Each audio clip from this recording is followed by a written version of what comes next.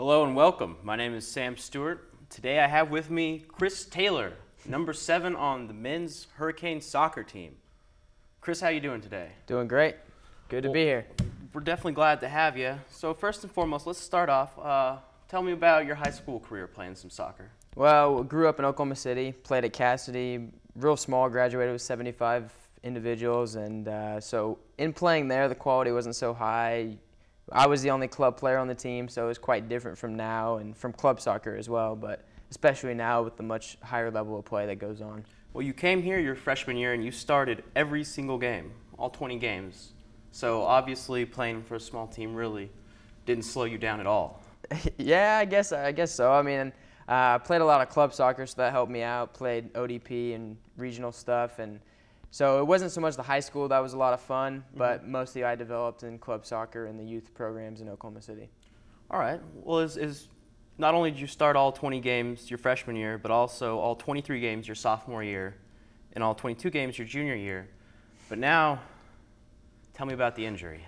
Well, the first game of the season, we were playing down at SMU. I think it was against Lipscomb, and went for a pass, just routine, playing 15th minute in the game, and the quad popped, just simple pass inside the foot, and felt it pop, felt the immediate pain, and so I came out, ended up partially tearing it, had played on it and continued to play on it, and so now I'm in a break right now. I'm trying to heal it up. Going to miss the game tomorrow against South Carolina. Hoping to come back, though, next Friday against Marshall at home. Well, we're definitely looking to see you. So you played Akron on the injury. Yeah, I did. I played the week before. I played against St. Louis as well. Didn't practice at all, trying to let it heal. And played against St. Louis. We played well, won the game 4-1. And then kept the pain. It was still there, so I took off again the whole week, missed the Missouri State game midweek, which was Tuesday, and played against Akron that Friday night on Fox Soccer Channel. Was feeling good during warm-ups, then just hit one shot, and immediately, it was still there, it hadn't healed, and so here I am now trying to let it completely heal and be ready to go full strength. Very wise, very wise. So what brought you to Tulsa in the first place? Well, upon the recruiting process, I was looking for something that was a great soccer program, but along with that, I wanted to make sure my degree was meaningful, and the prestige of TU, especially in the state of Oklahoma and regionally, was a big contributor to that, and just found out to work great, being only an hour and a half away from home, great soccer, great academics. What more can you ask for? Well, great soccer for sure. What has made the team continue in its success and even getting a better rank? We're ranked number 2 now? Well, we were against Akron. We lost, so we dropped to number 5, and we're currently 5 right now. Minor setback. That's all right. We'll be back up there. That's right. But, I think what makes us great is that we play together. We play as a team. All of us 11 that are starting and all the people that are on the bench go out every day and work hard, try to get better, and continue to improve and bring each other together stronger, always looking to improve the team, really, and that's what's given us success for these past 3 years, winning conference championships. Yeah, watching you guys play out there, you can tell that the team chemistry is really strong. What's your favorite memory of playing with this team?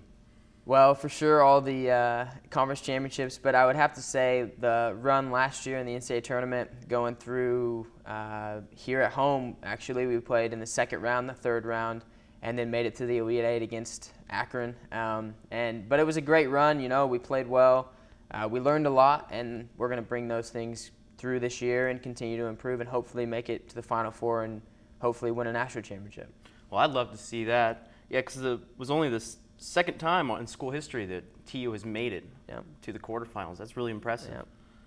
Okay, so let's talk about academics. How do you find the time to split soccer and academics?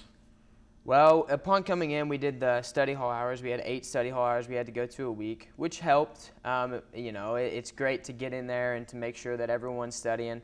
But after that, if you make a good GPA, you're really on your own. And I've always held it high in my regards, and I think it started with Cassidy being a great school in itself. I brought those study habits and time management along with me here, and have learned to take the time out, not to watch TV if I have to study, to try to not procrastinate. You know, it happens sometimes, Oh, but yeah. Oh, I however, know. you know, you got to do your best, and I take the time that I need to take in order to make the grades that I need. What about traveling on the bus to different games? Is any time spent studying there? Or is it? Oh yeah, absolutely. Actually, there were 2 of us that had to, or 3 of us actually, that had to take a test on the road at Akron. So my roommate and I both had a test the next morning. We got to the hotel. We didn't turn the TV on, and we were just studying the whole day. Ended up staying up till about 1 a.m. studying, making sure we were ready for our respective exams. And we woke up the next morning, reviewed for the exam, and then ended up taking it that Friday morning before the game. So Nice. it was a lot of work, Yeah. but it was worth it. Yeah, it's tiring. Oh yeah. All right. Well, as you mentioned before, we have won the USA every year that you've played. What about this year? What do you think?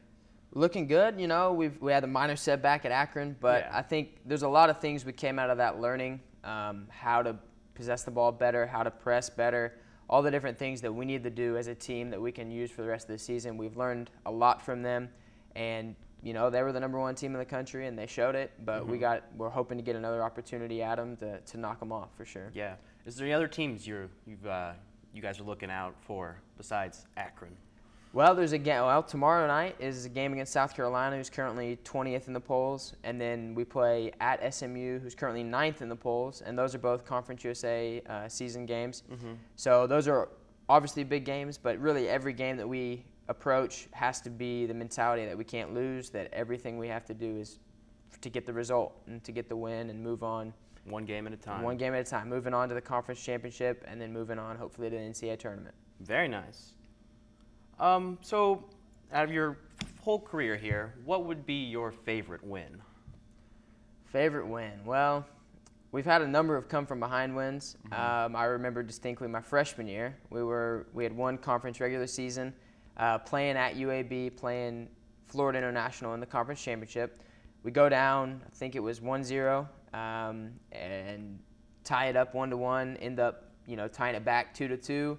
And that was late in the game, and then we eventually got the game winner in regulation, and so it was great to have the comeback win, especially in conference championship. Moving on to the NCAA tournament, it was great momentum. There's been a number of wins. Really, any conference championship final has been great, but I'd also like to say that the Northwestern game last NCAA tournament was in the Sweet 16. It was a great game. Ended up winning it off of Austin Neal goal, which moved us on to the Elite Eight, and it was a great feeling. Being at home in front of our fans, although it was bad weather, everyone was there supporting us, so we had to pull out the victory for them. Nice. Very nice. So did you keep up with World Cup? Absolutely. Absolutely. What did you think of the America Games? Well, we put some good performances together. Donovan's goal at the end of the Algeria game was great. Moving on, I was actually in class during that time in summer school, and our professor was nice enough to let us watch it. So we were watching on the big projector and everything. Well, there's still things to learn there. Oh yeah, absolutely. Yeah. Great teamwork, great leadership. So we look good. I think we could have done better, but it's soccer. So you don't always win. You don't always perform the best, and you got to try to drag out results whenever you can. Well, thanks, Chris. It's been a Thank pleasure you very having you much. on. What game will you be back in? Next Friday against Marshall. So look for Chris next Friday against Marshall. He'll be number 7, scoring some goals, making the assists. Be there. Now in other news recently, it has been officially announced that this past week that the University of Tulsa men's basketball team will play on national television 10 times this year.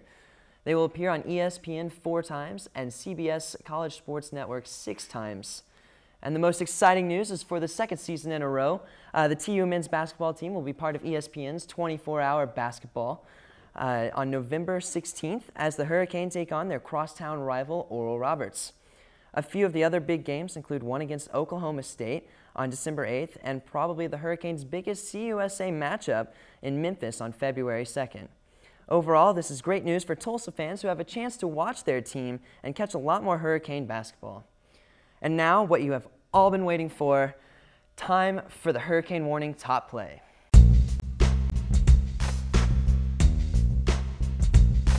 First and 10.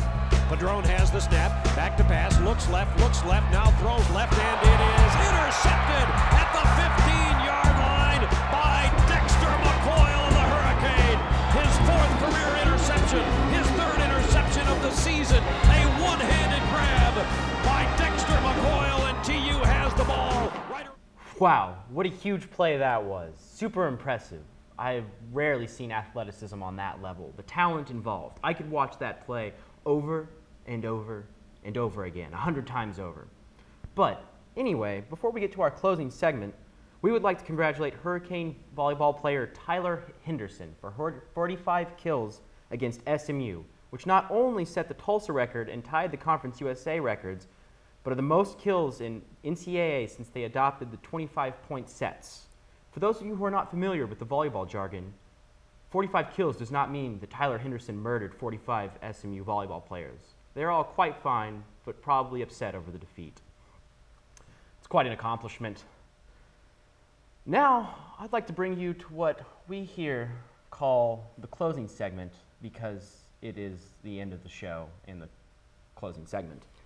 Thanks for tuning in for our first show this week. We will have plenty more to come in the weeks ahead, and don't be afraid to tell all your friends about it. Don't forget to follow us on Twitter at HWarning, where you can get all the updates and see the latest show playing. I'm Sam Stewart. I'm Tyler, they call me TK Kinshella, signing off here.